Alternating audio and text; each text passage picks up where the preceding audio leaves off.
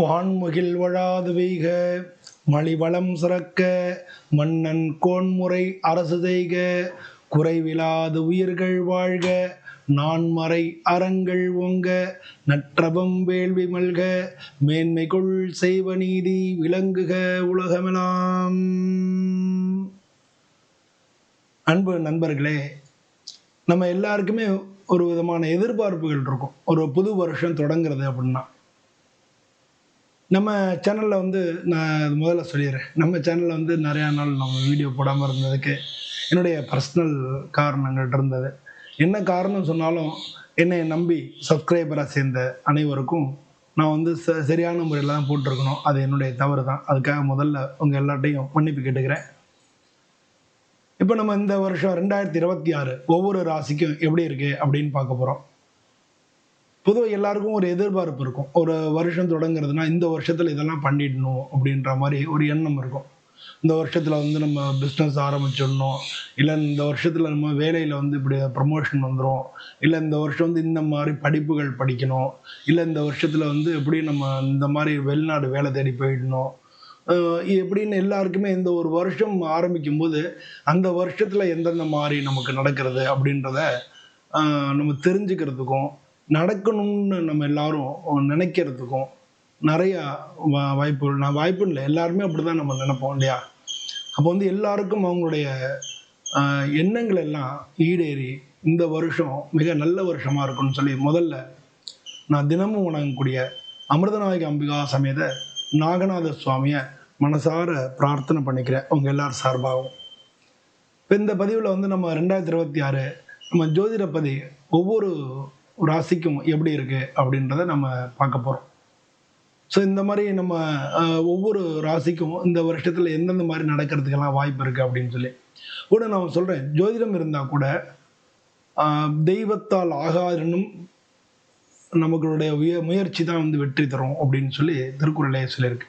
தெய்வத்தால் ஆகாதும் முயற்சி தன் மெய்வர்த்த கூலி தரும் அப்படின்னு சொல்லி நம்ம ஒரு விஷயத்த திரும்ப திரும்ப வேண்டி அதை திரும்ப திரும்ப அந்த கோயில்களுக்கோ அது மாதிரி தியானங்களோ இப்படி பண்ணி திரும்ப திரும்ப வேண்டும் பொழுது அந்த எண்ணத்தினுடைய வலிமை அந்த காரியத்தில் அவங்கள ஜெயிக்கிறதுக்கு எல்லா விதத்துலையும் காரணமாக இருக்கு.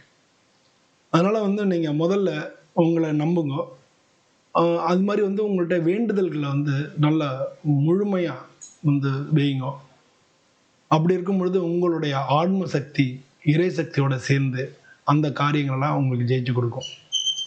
வாங்க நம்ம வீடியோக்குள்ளே போய் பார்க்கலாம். அன்புள்ளம் கொண்ட தனுர் ராசி அன்பர்களே, உங்களுக்கு 2026 வருஷம் அப்படி இருக்குன்னு பார்க்க போகிறோம். தனுசு ராசின்றது காலபுருஷ தத்துவத்தில் 9வது வீடு. இந்த ராசிக்கு அதிபதி குரு பகவான். 9ன்றது பாக்யஸ்தானம். குரு பகவான் அப்படின்றது நம்ம கிரகங்கள்லேயே முழு சுபராக இருக்கக்கூடியவர். அதுதான் ராசிக்கு அதிபதி. காலபுருஷத்தில் 9வது வீடுன்றதுனால இது ஒரு நல்ல ஒரு ராசி அப்படின்னு சொல்லலாம். இந்த ராசியில் இருக்கக்கூடிய நட்சத்திரங்கள் மூலம், பூராடம், உத்திராடம், 1ஆம் பாதம். ராசியை பொறுத்தவரை நல்ல ராசி. இதில் இந்த மாதிரியான இந்த ராசியில் இருக்கக்கூடியவங்களுக்கு நல்ல ஜாதகம் மட்டும் அமைஞ்சிருதுன்னா ரொம்ப நல்ல லைஃப், ரொம்ப டீசெண்டான அருமையான லைஃப் அமையறதுக்கு தான் வாய்ப்புகள் அதிகம். இப்போ இந்த வருஷத்தில் இவங்களுக்கு என்னென்னா, இந்த ராசியை பார்த்தீங்கன்னா ராகு 11வது பார்வையாக பார்க்குறார். சனி பகவான் அர்த்தாஷ்டம சனியாக பார்க்குறார். குரு பகவான் 7லேருந்து பார்க்குறார். ஸோ இப்போ 3 பேருடைய பார்வையும் ஒரு சேர விழக்கூடிய ஒரு ராசியாக இந்த தனுசு ராசி இருக்கு. இதனால இவங்களுக்கு முன்னேற்றங்கள் வர அதே சமயம் கை நழுவி போகிறதுக்கான வாய்ப்புகளும் இருக்கு. உங்களுக்கு வரா மாதிரி ஒரு வாய்ப்பு வரா மாதிரி வரும், அப்புறம் கை நழுவி போயிடும். ஸோ இது மாதிரி எல்லா இடத்துலையும் ஓஹோ ஆகு அப்படின்னு இருக்கும். நமக்கு எல்லாம் ஜாதகம் ருதியை பார்க்கும்போது குரு பார்வை உங்களுடைய ராசியாதிபதி பார்க்குறாரு, சூப்பராக இருக்கும் அப்படின்றது எல்லாருக்குமே அப்படி நம்ம நினைப்போம். ஆனால் என்ன அப்படின்னா, ராகுவோட பார்வையும் இருக்குது, சனியோட பார்வையும் இருக்கிறதுனால உங்களுக்கு எல்லாமே நிறைவேற மாதிரி எல்லா விஷயத்துலையும் கடைசியில் கை நழுவி போகிறத நீங்கள் பார்க்க முடியும். இதான் இந்த 2025 நடந்தது. 2026 எப்படி நடக்கும், என்ன மாதிரி இருக்கும் அப்படின்னு பார்க்க போகிறோம். அதுக்கு முன்னால் தனுசு ராசி அன்பர்கள் பொதுவாக எதையும் சாதிக்கக்கூடிய வல்லமை உள்ளவங்க. எந்த வேலை பார்த்தாலும் அவங்களால இவங்களை கொண்டு போய் எங்கே விட்டாலும் பழிச்சுக்குவாங்க. ஸோ அந்த மாதிரியான இயல்பாகவே அப்படி இருக்கக்கூடியவங்க. எனக்கு தெரிஞ்ச நண்பர் ஒருத்தர் வந்து தனுசு ராசி தான், வாத்தியார். ஒரு பேர் சொல்ல ஒரு வாத்தியார். ஆனால் ஒரு சாதாரண வாத்தியாராக இருந்தார். ஆனால் பார்த்தீங்கன்னா ஒரு நல்ல ஒரு பொசிஷனுக்கு வந்துட்டார் திடீர்னு. அவர் வந்து அவங்களுடைய இதில் திடீர்னு அவருக்கு கவர்மெண்ட் வேலை கிடச்சிருச்சு, எல்லாத்துலேயும் பாஸ் பண்ணிட்டாரு. சாதாரணமாக இருந்தார். நான் ஒரு சாதாரண பையனாக பார்த்தேன். அதுக்கப்புறம் பார்த்தீங்கன்னா ரொம்ப ரொம்ப நல்ல பொசிஷனுக்கு வந்தார். அன்றைக்கி அவர் ப்ரொஃபஸராக இருக்கார். ஸோ வந்து நல்ல லைஃப் லீட் பண்ணுறார். அவருக்கு வந்து பார்த்தீங்கன்னா ஒரு 25 ஏன்னா ஆமாம் 25 வயசு வரைக்கும் வந்து அவர் கொஞ்சம் கஷ்டப்பட்டார். 25 வயசுக்கு மேலே பார்த்தீங்கன்னா அவரோட லைஃபே சேஞ்ச் ஆயிடுச்சு. அவர் ரொம்ப ரொம்ப நல்ல பொசிஷனில் இருக்காங்க. ஸோ இது மாதிரி நம்ம நிறைய பேருக்கு ஜாதகம் பார்க்கும்போது அவங்களோட லைஃப்பெல்லாம் நம்ம பார்க்கும்போது நமக்கு நிறையா தெரியுது. அதை வச்சு தான் நம்ம இவங்களுடைய இயற்கையான குணாம்சங்களை நம்ம சொல்கிறோம். எல்லாருக்கும் ஹெல்ப் பண்ணணும் அப்படின்னு நினைப்பாங்க. எந்த காரியம் நினச்சாலும் விடாமல் சாதிக்கக்கூடியவங்க, எல்லாருக்கும் நல்லது பண்ணக்கூடியவங்க. அதாவது ஜட்ஜு, அட்வொகேட்ஸு, அது மாதிரி ஒரு ஹாஸ்பிட்டலே டீனாக இருக்காங்கல்ல, ப்ரொஃபஸர் டீனாக இருக்காங்கல்ல, மற்ற மாணவர்கள் சொல்லித்தரக்கூடியவங்க. அது மாதிரி வந்து ஆன்மீக ஜோதிடர்கள் இருக்காங்க, ஆன்மீக வந்து பூஜை பண்ணுற குருக்கள் அது மாதிரி இருக்கக்கூடியவங்க. இது மாதிரி இவங்க வந்து நிறைய பேருக்கு டீச் பண்ணக்கூடிய வாய்ப்புகள் மிக அதிகமாக இருக்குது. தனக்கு தெரிந்த விஷயங்களை எல்லாருக்கும் சொல்லணும் அப்படின்னு நினைப்பாங்க, எல்லாருக்கும் வந்து செய்யணும் அப்படின்னு நினைப்பாங்க. இவங்களை புகழ்ந்தீங்கன்னா இவங்கள்ட்ட காரியம் சாதிக்கிறது ஈஸி. இதான் வந்து தனுசு ராசி. இவங்களுக்கு 2026 நம்ம என்ன பண்ண போகிறோம், ஜனவரி, பிப்ரவரி, மார்ச், ஏப்ரல் இது ஒரு செக்மெண்ட்டாகவும், மே, ஜூன், ஜூலை, ஆகஸ்ட் அது ஒரு செக்மெண்ட்டாகவும், செப்டம்பர், அக்டோபர், நவம்பர், டிசம்பர் இது ஒரு செக்மெண்ட்டாகவும் 3 செக்மெண்ட்டாக பிரித்து நம்ம பார்க்க போகிறோம். பொதுவாக அந்த ராசியில் வந்து முதல் இப்போ வந்து குரு பார்வை இருக்குது. அது மாதிரி ராகு வந்து பார்க்குறாரு. அது மாதிரி வந்து சனி பகவான் பார்க்குறாரு. சனி பகவானுக்கு வந்து அர்த்தாஷ்டம சனியாக பார்க்குறாரு. ராகு பகவான் 11வது பார்வையாக பார்க்குறாரு. குரு பகவான் 7வது பார்வையாக பார்க்குறாரு. ஆனால் குரு வக்ர குருவாக இருக்கிறதுனால பிப்ரவரி மாதம் வரைக்கும் இவங்களுக்கு எல்லா காரியங்கள்லையும் தள்ளி போகும். காரியங்கள் நடக்கிறதுக்கு தள்ளி போகிறதுக்கான வாய்ப்புகள்லாம் மிக அதிகமாக இருக்குது. பிப்ரவரி மாதத்துக்கு மேலே தான் இவங்களோட காரியங்கள் எல்லாமே திரும்ப வேகம் எடுத்து நல்லா பொருளாதார ரீதியான முன்னேற்றங்கள் உங்களுக்கு கிடைக்கும். ஸோ இந்த வருஷம் ஃபுல்லாகவே நம்ம பார்த்தோம்னா நல்லா இருக்கக்கூடிய ராசிகளில் தனுசு ராசி முன்னு. இவங்களுக்கு வந்து அதுவும் வந்து இப்போ பிப்ரவரி மாதம் குரு வக்ர நிவர்த்திக்கு அப்புறம் பார்த்தீங்கன்னா மார்ச், ஏப்ரல், மே மாதம், ஜூன் இந்த 4 மாதம் வந்து உங்களுக்கு நல்ல பொருளாதார ரீதியாகவும் சரி எல்லா வகையிலையும் உங்களுக்கு ரொம்ப ரொம்ப நல்ல இதாக இருக்கும். முன்னேற்றங்கள் நிறையா இருக்கும். இவங்க நினச்சா மாதிரியான முன்னேற்றங்கள் நடக்கிறதுக்குண்டான வாய்ப்புகள் வந்து உங்களுக்கு கிடைச்சிக்கிட்டே இருக்கும். ஸோ உங்களுக்கு வந்து இவங்க சும்மா இருந்தாலும் யாருன்னு ஒருத்தர் கூப்பிட்டு வந்து யாருன்னு வேலையை சொல்லி கையில் காசு கொடுத்துட்டு போயிடுவாங்க.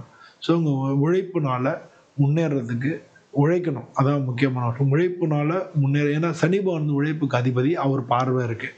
அவர் வந்து இவரை உங்களுடைய ராசியை மட்டும் பார்க்கல, உங்களுக்கு தொழில் தன் 10ஆம் இடத்தையும் பார்க்குறார். நீங்கள் உழைச்சிங்கன்னா முன்னேற்றம் உறுதி. அதனால் வந்து சனி பகவானுடைய அருளும் உங்களுக்கு கிடைச்சிரும். ஏன்னா உழைப்புக்கு வந்து அவர் தான். அதனால் நீங்கள் ஒர்க் பண்ணி சம்பாதிக்கணும்னு நினைக்கிறவங்க எல்லாருக்குமே உங்கள் ஒர்க்கு நீங்கள் சும்மா இருந்தால் கூட ஒருத்தர் தேடி கொண்டு வந்து வேலையை கொடுத்து காசு கொடுத்துட்டு போயிடுவாங்க. அந்த மாதிரியான ஒரு நல்ல வாய்ப்புகள் உருவாகக்கூடிய ஒரு காலகட்டமாக இருக்கும். இதுக்கு அடுத்து வந்து வரக்கூடிய மே, ஜூன், ஜூலை, ஆகஸ்ட் இந்த 4 மாதத்தில் ஜூன் மாதத்தில் குரு பயிற்சி ஆகி உங்கள் ராசிக்கு 8வது வீட்டுக்கு உச்ச குருவாக போகிறார். குரு வந்து 8வது வீட்டுக்கு போயிட்டார், நீங்கள் கவலைப்பட வேண்டியதில்லை. அந்த வீட்டு அதிபதி தான் உங்கள் ராசியில் இருப்பாங்க. அதனால் இந்த தனுசு ராசிக்கு மட்டும் அஷ்டமஸ்தானத்தினுடைய கெடுபலன்கள் நடக்காது. ஏன்னா அந்த அஷ்டம தானாதிபதி உங்கள் ராசியில் இருப்பாங்க. உங்கள் ராசிக்கு அது குரு பகவான், அவர் வந்து அந்த வீட்டில் போயிருக்காங்க. ஸோ இது வந்து ஒரு பரிவர்த்தனை மாதிரியான ஒரு சுச்சுவேஷன். இதை அப்படி வச்சுங்க.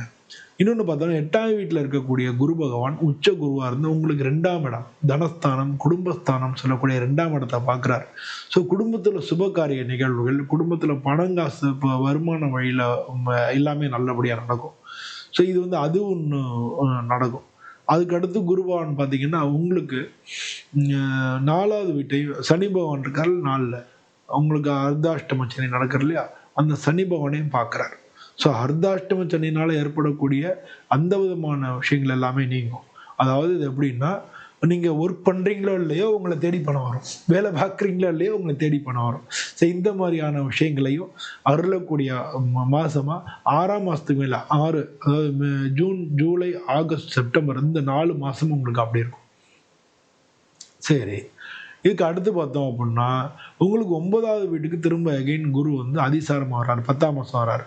ஸோ 10, 11, 12 வந்து குரு பார்வை எகைன் வந்துடுது. உங்களுக்கு 1, 5, 1, 4க்கு அதிபதி வந்து உங்களுக்கு 9வது வீட்டில் இருக்கிறதுனால உங்களுக்கு அதுவும் வந்து உங்களுக்கு இன்னும் பேரு புகழ் இதெல்லாம் கிடைக்கும். இந்த வருஷத்துலேயே உங்களுக்கு நல்ல உயர்வுகள், உயர் பதவிகள், ப்ரமோஷன்ஸு, உங்களுக்கு நல்ல பேர் கிடைக்கிறது, பதவி கிடைக்கிறது, புகழ் கிடைக்கிறது, இதெல்லாம் வந்து இந்த வருஷத்துலேயே நடக்கும். ஸோ இந்த வருஷம் வந்து நல்லா இருக்கக்கூடிய ராசிகளில் தனுசு ராசியும் ஒன்று அப்படின்னு நம்ம எடுத்துக்கணும். அதனால வந்து அஷ்டமத்தில் குரு போனதுனால ராசியாதிபதி அஷ்டமத்தில் இருக்கிறதுனால நீங்கள் வந்து கவலைப்பட வேணாம். ஏன்னா அஷ்டமத்தில் இருக்கக்கூடிய சந்திரன் அவர் வந்து இந்த ராசியில் இருப்பார். இந்த ராசியில் இருக்கக்கூடிய குரு பவன் அங்கே ராசியில் போகிறார். அதனால் பரிவர்த்தனை ஆகக்கூடிய ஒரு சூழ்நிலை மாதிரியான ஒரு இது வர்றதுனால பொதுவாக இந்த தனுசு ராசிக்கு மட்டும் அஷ்டம ஸ்தானத்தினால ஏற்படக்கூடிய கெடுபலன்கள் நடக்காது அப்படிங்கிறத நம்ம புரிஞ்சுக்கணும். ஸோ அதனால் அப்படி நம்ம எடுத்துட்டோம்னாலே உங்களுக்கு இந்த நான் சொல்லதனுடைய விஷயங்கள் வந்து உங்களுக்கு புரியும். அதனால் வந்து குரு அஷ்டமத்தில் போகிறார், அவர் உச்ச குருவாக இருக்கார், நீங்கள் கவலைப்பட வேண்டிய அவசியம் இல்லை. அது பொதுவாக தனுசு ராசி அன்பர்களுக்கு. அதே மாதிரி வந்து உங்களுக்கு 4ஆம் இடத்துல இருக்கக்கூடிய சனி பகவான் அவங்க வந்து அவர் வந்து பார்க்குறார், அவர் வந்து உங்கள் ராசியை பார்க்குறார். எப்படி பார்க்குறாரு அப்படின்னா அவருடைய அர்த்தாஷ்டம சனியா 10வது பார்வையாக அவங்க ராசியை பார்க்குறாரு. ஸோ நீங்கள் ஏன்னா அவர் தான் 2ஆம் வீட்டுக்கு அதிபதி, 3வது வீட்டுக்கு அதிபதி 4ஆம் வீட்டிலேருந்து பார்க்குறாரு. ஸோ நீங்கள் இடம், நிலம், வீடு, வாகனங்கள் இதெல்லாம் வாங்குறதுக்கான வாய்ப்புகள் மிக மிக அதிகமாக இருக்குது. ஸோ இந்த வருஷம் நீங்கள் இடம், நிலம், வீடு, வாகனம் வாங்க போகிறீங்க, புதுசாக தொழில் ஆரம்பிக்க போகிறீங்க, நல்ல லாபங்கள், நல்ல ஒரு பெரிய வருமானம் கிடைக்கக்கூடிய ஒரு சுச்சுவேஷன் உங்களுக்கு வரப்போகிறது. உங்கள் வாழ்க்கையில் நீங்கள் அடுத்த ஸ்டேஜுக்கு போகக்கூடிய ஒரு வாய்ப்புகள் இந்த வருஷத்தில் வரப்போகிறது. இது எல்லாத்துக்கும் வந்து நீங்கள் ப்ரிப்பேர் பண்ணிங்க. முதல் ஒரு 4 மாதம் வந்து உங்களுக்கு ஒரு சில பிப்ரவரி மாதம் வரைக்கும் வந்து சொல்லப்போனால் பிப்ரவரி மாதம் வரைக்கும் தான் உங்களுக்கு கொஞ்சம் டஃப்பாக இருக்கும். பிப்ரவரிக்கு மேலேயே உங்களுக்கு எல்லாமே நல்லாயிருக்கும். Everything will be fine.